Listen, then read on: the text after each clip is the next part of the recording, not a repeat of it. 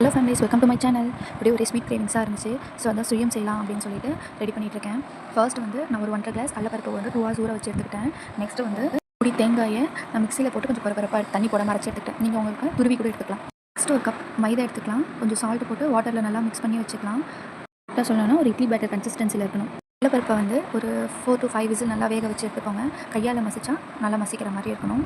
First வானலில் ஒரு spoon நெய் விட்டு நெய் ஹீட் ஆனதும் துருவி வச்சுருக்க தேங்காவை போட்டு நல்லா பொன்னிறமாக வதக்கிட்டு நான் வந்து கொஞ்சம் வெல்லம் எடுத்திருக்கேன். உங்களுக்கு எவ்வளோ வேணுமோ அந்தளவு வெல்லம் எடுத்துக்கோங்க. லைட்டாக தண்ணி விட்டு நல்லா கலந்து விட்டுக்கோங்க. ஒரு 3 ஏலக்காய் தட்டி போட்டுக்கோங்க.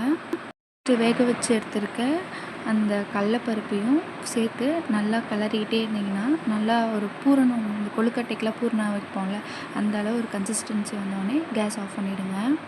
பிளேட்டில் போட்டு நல்லா ஆறுனதுக்கப்புறம் சின்ன சின்ன பால்ஸாக ஒரு குட்டி குட்டியாக அந்த மாதிரி உருண்டை பிடிச்சி வச்சுக்கோங்க. அப்புறமேட்டு ஆல்ரெடி நம்ம வந்து ரெடி பண்ணி வச்சுருக்கோம்ல மைதா, அதில் ஃபுல்லாக போட்டு நல்லா டிப் பண்ணிவிட்டு எண்ணெய் வந்து நான் காய வச்சு வச்சுருக்கேன்.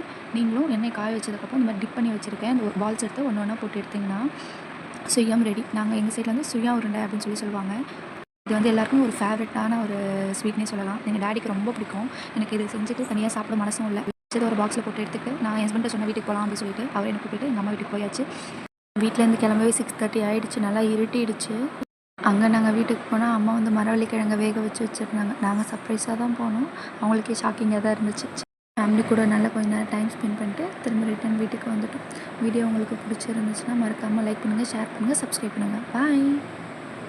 உங்களுக்கு வந்து ரெசிபி பிடிக்குன்னா கமெண்டில் வந்து சொல்லுங்கள்.